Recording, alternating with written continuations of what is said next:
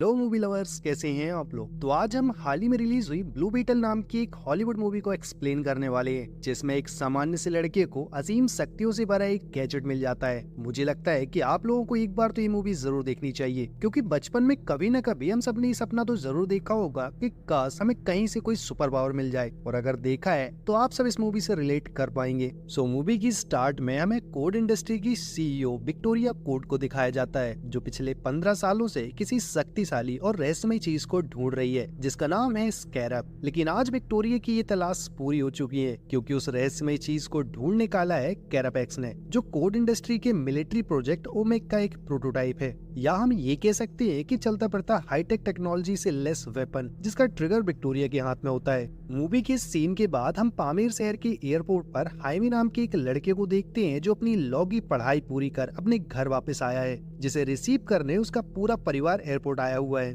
हाइमी के परिवार में उसकी दादी, मम्मी पापा और उसकी बड़ी बहन है। हाइमी के एक रूडी अंकल भी होते हैं, जो कि एक अलग ही कैरेक्टर हैं। वैसे तो वो एक साइंटिस्ट है, लेकिन बहुत ही मजाकिया किस्म के हैं। घर आने के बाद हाइमी को पता चलता है कि उसके परिवार की आर्थिक हालत बहुत ज्यादा खराब है, क्योंकि कुछ वक्त पहले उसके पापा को हार्ट अटैक आया था, जिनके इलाज के लिए उन्हें सब कुछ बेचना पड़ा। ये सब सुनकर हाइमी बहुत परेशान हो जाता है और उनसे पूछता है कि आप लोगों ने मुझे ये सब पहले क्यों नहीं बताया, जिस पर हाइमी की मॉम उससे कहती है कि हम नहीं चाहते थे कि सबसे तुम्हारी पढ़ाई डिस्टर्ब हो। रात होते ही हाइमी अपने घर की छत पर अकेला बैठकर घर की आर्थिक हालत के बारे में सोच रहा होता है कि तभी हाइमी की बहन मिलागो वहाँ पर आती है और उससे आगे की पढ़ाई के बारे में पूछने लगती है, जिस पर हाइमी उससे कहता है कि अब वो और अपने परिवार को कर्ज में नहीं डालेगा, और क्योंकि अब मेरे पास डिग्री है जिससे मैं किसी अच्छी कंपनी में जॉब करूंगा और जल्दी से बड़ा आदमी बनकर सबको एक बेहतर जिंदगी दूंगा। लेकिन हाइमी की बदकिस्मती से कहीं पर भी उसकी जॉब नहीं लगती और मजबूरन उसे एक आलीशान घर में हाउसकीपिंग का काम करना पड़ता है, जहाँ पहले से ही उसकी बहन काम करती थी। असल में मिलागो ने ही हाइमी को यहाँ पर काम दिलवाया है। इसी बीच हम कोड इंडस्ट्री की सीईओ विक्टोरिया को वहाँ आते हुए देखते हैं, क्योंकि ये घर विक्टोरिया का ही है। आगे हमें इंट्रोड्यूस कराया जाता है जेनी को, जो विक्टोरिया के भाई टेड की इकलौती बेटी है, और क्योंकि जेनी के पिता बहुत ही रहस्यमय तरीके से अचानक कहीं गायब हो गए, जेनी अब कोड इंडस्ट्री की 50% की हिस्सेदार है, और यही कारण है कि विक्टोरिया जेनी को बिल्कुल पसंद नहीं करती। जेनी यहाँ पर विक्टोरिया को एक वीडियो दिखाकर उससे पूछती है कि तुमने ओमेग प्रोजेक्ट को फिर से शुरू क्यों किया। दरअसल जेनी के पिता टेड ने कोड इंडस्ट्री में किसी भी तरह की हाईटेक या बायोटेक हथियारों को बनाने पर रोक लगा दी थी, क्योंकि उन हथियारों का बहुत गलत इस्तेमाल किया जा रहा था। जेनी के पूछने पर विक्टोरिया उससे कहती है कि तुम अभी बच्ची है और यही आने वाला भविष्य है। तुम्हारे पिता के अचानक गायब हो जाने की वजह से मैंने अपने दम पर इस कंपनी को संभाला है, तो तुम इस सबसे दूर ही रहो। मैं जानती हूँ मैं क्या कर रही हूँ। लेकिन इसके बावजूद जेनी जब विक्टोरिया से इस प्रोजेक्ट को बंद करने के लिए कहती है, तो विक्टोरिया कैरापेक्स को उसे मारने का ऑर्डर दे देती है। लेकिन हाइमे, जो छुपकर काफी देर से उन सब की बातें सुन रहा था, जेनी को डेंजर में देख बीच में आकर उन्हें टोक देता है, जिस वजह से विक्टोरिया जेनी को तो कुछ नहीं करती, लेकिन हाइमे की इस हरकत के लिए वो उसे और उसकी बहन को नौकरी से निकाल देती है। जब वो दोनों भाई बहन घर जाने के लिए गाड़ी का इंतजार कर रहे होते हैं, तभी जेनी वहाँ आती है और उनसे कहती है कि मुझे माफ करना, मेरी वजह से तुम दोनों की जॉब चली गई। इसके साथ ही वो हाइमे से कहती है कि तुम कल मेरे ऑफिस में आकर मुझसे मिलो, मैं मेरी कंपनी में तुम्हें कोई अच्छी सी जॉब दिलवा दूंगी। जिसके अगले दिन ही वो अच्छे से तैयार होकर जेनी के ऑफिस पहुंच जाता है, जहाँ पर उससे इंतजार करने के लिए कहा जाता है। वही दूसरी ओर हम देखते हैं जेनी को, जो चुपके से साइंटिस्ट साइंचेज की लैब में आ जाती है, जहाँ पर स्कैरब पर एक्सपेरिमेंट किया जा रहा था। जेनी जल्दी से स्कैरब को उठाकर उसे एक बर्गर के डिब्बे में रखकर चुपके से वहाँ से निकल जाती है। इसी बीच हाइमे की नजर उस पर पड़ती है, तो वो उससे बात करने के लिए उसके पीछा करने लगता है। वहीं इधर जैसे ही सांचेज को स्कैरब के गायब होने का पता चलता है, तो वो जल्दी से सिक्योरिटी को कॉल करके पूरी बिल्डिंग को सील करने को कह देता है, और माइक के थ्रू पूरी ऑफिस को स्कैरब चोरने की बात बता देता है। इधर हाइमे जेनी के पास पहुंचता है और अपनी जॉब के बारे में बात करने लगता है, लेकिन तभी वहां पर सिक्योरिटी अलार्म बजने लगता है और चारों तरफ सिक्योरिटी गार्ड चोर को ढूंढने में लग जाते हैं। जेनी किसी तरह स्कैरब को वहां से निकालना चाहती थी, इसलिए वो बर्गर के डिब्बे को हाइमे को दे देती है और उससे कहती है कि अगर तुम्हें जॉब चाहिए तो इस बॉक्स को सही सलामत यहाँ से ले जाओ। साथ ही उसे ये भी कहती है कि किसी भी कीमत पर तुम इसे खोलना नहीं।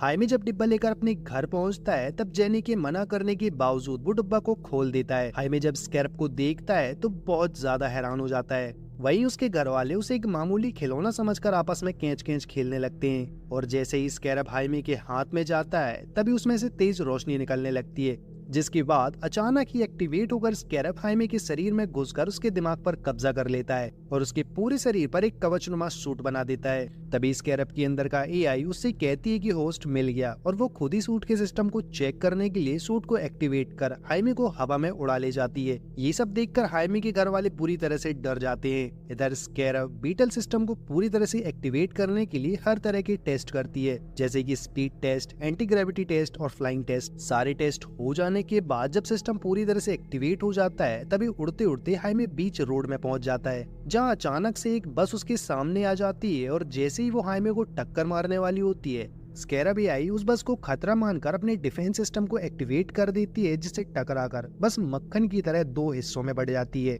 जिसके बाद बीटल एआई उससे कहती है कि मेरा नाम खाचिदा है और उसे ये भी समझाती है कि मुझे ऑपरेट कैसे करना है। तो अब जैसे ही एक्टिवेशन प्रोसेस पूरी होती है, खाचिदा वापस से हाइमे को लेकर घर पर पटक देती है, जहाँ पर हाइमे की बॉडी से सूट उतरता है तो उसकी बॉडी पर एक भी कपड़ा नहीं होता और क्योंकि उसे थकान बहुत ज्यादा हो गई थी इसलिए वो वहीं पर बेहोश हो जाता है। कुछ देर बाद जब हाइमे को होश आता है तो वो खुद को घर वालों के सामने नंगा देख जल्दी से अपने कमरे में चला जाता है, जहाँ पर वो शीशे में देखता है कि स्कैरब उसकी पीठ में धंसा हुआ है। खुद की ऐसी हालत देख वो बहुत ज्यादा घबरा जाता है और तुरंत जेनी से इस बारे में बात करने के लिए घर से निकल जाता है। अगली सीन में जब हाइमे जेनी के ऑफिस पहुंचता है तब वो जेनी को देखता है जो छुपते छुपाते विक्टोरिया की गुंडों से बचकर भाग रही होती है, क्योंकि विक्टोरिया को पता चल चुका था कि स्कैरब जेनी नहीं चुराया है। हाइमे जेनी को आवाज लगाता है तो जेनी जल्दी से उसकी कार में बैठ जाती है और तभी वो गुंडे उस पर गोलियां भी बरसा देते हैं। वेल हाइमे और जेनी के सही सलामत वहाँ से निकलने के बाद हाइमे जेनी को अपने घर लेकर आता है, जहाँ पर सब लोग जेनी को एक फैमिली मेंबर की तरह ट्रीट करते हैं और उससे अच्छे से बात करते हैं। यहाँ पर जेनी हाइमे से स्कैरब के बारे में पूछती है, तब हाइमे जेनी को अपने कमर में धंसा हुआ स्कैरब दिखाता है और उससे पूछता है कि हम इसे बाहर कैसे निकाल सकते हैं। स्कैरब को देख जेनी बहुत हैरान होती है और फिर सबको बताती है कि इसका नाम ब्लू बीटल स्कैरब है और ये दूसरी दुनिया से आया है। सालों पहले इसे मेरे पिता को उनके बचपन में दिया गया था और ये एक तरह का तबाही मचाने वाला हथियार है, लेकिन ये सिर्फ तभी एक्टिवेट होता है जब इसका होस्ट मिल जाता है, लेकिन ये अपना होस्ट खुद चुनता है और अब हाइमे वो होस्ट है जिसे स्कैरब ने चुना है।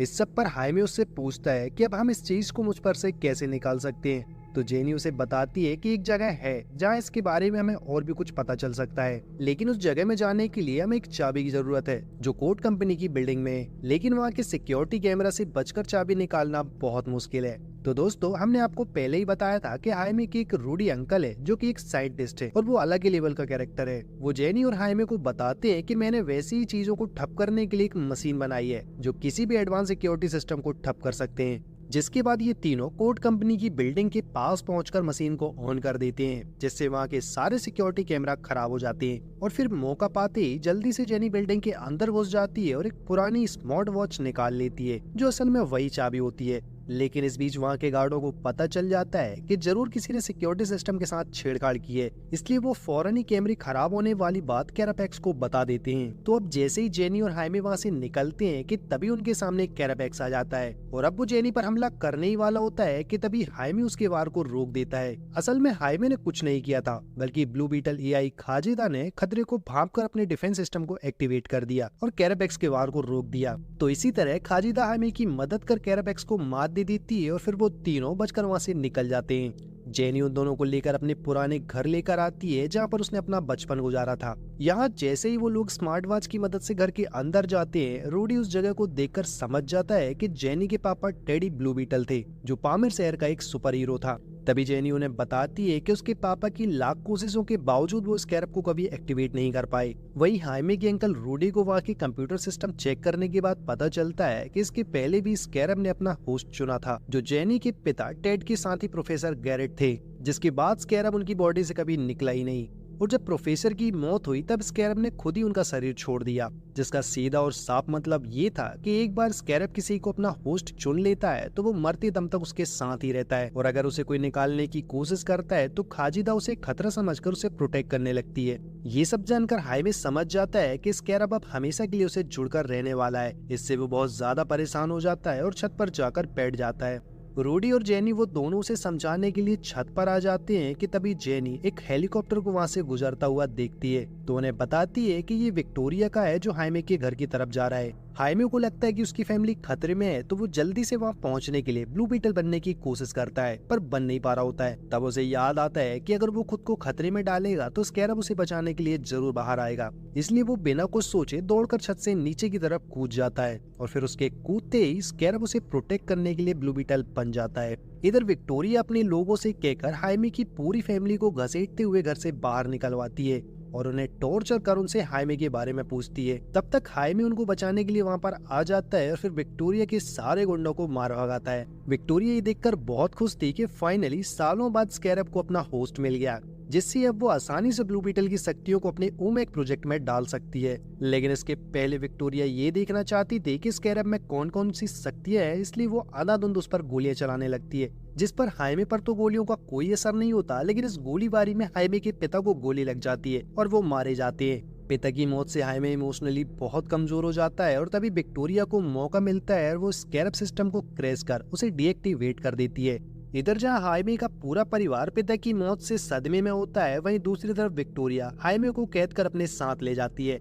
इतना सब होने के बावजूद अगली सुबह हाइमे की फैमिली शोक मनाने की बजाय वो पहले हाइमे को बचाने के बारे में सोचती है। तभी जेनी वहाँ कर उनसे कहती है कि मुझे पता है विक्टोरिया हाइमे को कहाँ लेकर गई है, जिसके बाद वो सबको अपने घर ले जाती है, जहाँ से वो लोग जेनी के पिता का बक्से और उसमें रखे हथियारों के सहारे हाइमे को बचाने के लिए एक आइलैंड की ओर निकल जाते हैं। इधर विक्टोरिया हाइमे को अपनी मशीन में बांधकर स्कैरब सिस्टम के कोड को अपने ओमेक प्रोजेक्ट में ट्रांसफर करना शुरू कर देती है और इस प्रोसेस में हाइमे को बहुत तकलीफ होती है।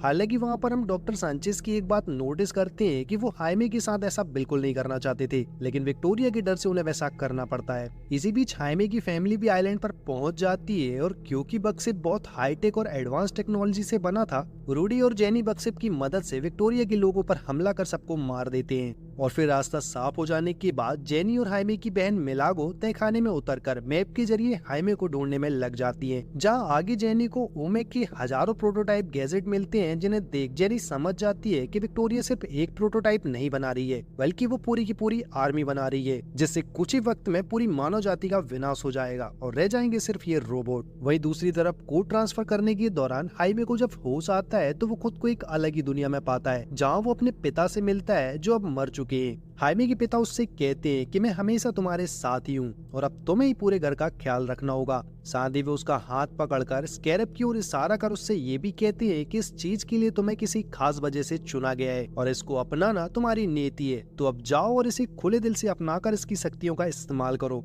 इतना कहकर वो खुद को प्रकृति में विलीन कर लेते हैं। इधर ब्लू बीटल का सिस्टम कोड पूरी तरह से ओमेक में ट्रांसफर हो जाता है और फिर कैरापेक्स, जो ओमेक्स प्रोजेक्ट का पहला प्रोटोटाइप है, अब पूरी तरह से तैयार था। लेकिन इसके पहले कि हाइमे मारा जाता, जेनी उस जगह पर बहुत बड़ा धमाका कर देती है, जिससे हाइमे को होश आ जाता है और साथ ही धमाके की वजह से वो वहाँ से आजाद भी हो जाता है। लेकिन इस ट्रांसफर प्रोसेस की वजह से हाइमे सूट को एक्टिवेट नहीं कर पा रहा था। तब खाजिदा उससे कहती है कि सिस्टम को रीसेट करना होगा और उसमें वक्त लगेगा, तब तक तुम्हें खुद ही अपने आप का बचाव करना होगा। तभी कैरापेक्स हाइमे पर हमला करने वाला होता है कि तभी डॉक्टर सांचेज उसको वहाँ से निकालने में उसकी मदद करते हैं, जिस वजह से कैरापेक्स उसको ही जान से मार देता है। वो धमाका इतना बड़ा था कि वो पूरी जगह बर्बाद होने लग जाती है, जिस वजह से जेनी और हाइमे की बहन मिलागो एक दूसरे से अलग हो जाती है। एक टाइम ऐसा भी आता है जब विक्टोरिया के गुंडे हाइमे को घेर कर उस पर गोलियां बरसाने लगते हैं, लेकिन तभी उसकी दादी वहां आ जाती है और विक्टोरिया के सारे गुंडों को गोलियों से भूनकर हाइमे को बचा ले जाती है। इसी बीच स्कैरब का सिस्टम पूरी तरह से रिबूट होकर एक्टिवेट हो जाता है और अब दोनों की नर्वस सिस्टम भी एक हो गए हैं। तभी कैरापेक्स वहां आकर हाइमे पर हमला कर देता है और उसे हवा में ले जाकर जमीन पर पटक देता है। कुछ देर तो दोनों एक दूसरे को जबरदस्त टक्कर दे रहे होते हैं, लेकिन फिर कैरापेक्स हाइमे पर भारी पड़ने लगता है और उसे जान से मारने लगता है। तभी वहाँ पर रूडी अंकल आ जाते हैं और कैरापेक्स को पत्थर मारकर उसे डिस्ट्रैक्ट कर देते हैं। तो कैरापेक्स उस पर अपना ब्लास्ट मारता है, जिससे हाइमे को लगता है कि रूडी अंकल मारे गए, इसलिए वो गुस्से से पागल हो जाता है और खांचीदार से सारी एनर्जी को इकट्ठा करवाकर कैरापेक्स पर अपना ब्लास्ट दे मारता है, जिससे कैरापेक्स का ओमेक सिस्टम फेल हो जाता है और वो हार जाता है। हाइमे कैरापेक्स को जान से मारना चाहता था, लेकिन खांचीदा उसे रोक देती है और उससे कहते हैं कि हम खूनी नहीं है, इसको जाने दो। लेकिन हाइमे उसकी बात नहीं मानता, तो खांचीदा खुद ही उसे रोक देती है और उससे बताती है कि कोड ट्रांसफर के दौरान मैंने कैरापेक्स की यादों को अनलॉक किया था, जिन्हें तुम्हें एक बार देखना चाहिए। हाइमे जब कैरापेक्स की यादों को देखता है तो उसे पता चलता है कि उसने कितना दुख और दर्द झेला है और किस तरह विक्टोरिया की बनाई इलीगल वेपन ने एक बच्चे की माँ को उससे छीन लिया और उसे एक मशीन बना दिया। वहीं दूसरी तरफ विक्टोरिया जो जेनी को पकड़कर अपने साथ ले जा रही होती है, तब जेनी उससे कहती है कि अब सब कुछ खत्म हो चुका है और तुम पूरी तरह बर्बाद हो चुकी हो। तो विक्टोरिया एक मोबाइल दिखाकर उससे कहती है कि देखो, मैंने ब्लू बीटल के कोड को कॉपी कर लिया है और अब मैं इसे हजारों कैरापेक्स और बना सकती हूँ। जेनी विक्टोरिया से मोबाइल को छीनने के लिए अपने फादर की बनाई हुई च्युइंगम को चबाकर उसके ऊपर थूक देती है, जिससे वो हर जगह फैल जाती है। जिसके बाद वो दोनों जमीन पर नीचे गिर जाते हैं। जिसके बाद जेनी स्कैरेब के कोड को स्टोर करने वाली डिवाइस को ही तोड़ देती है।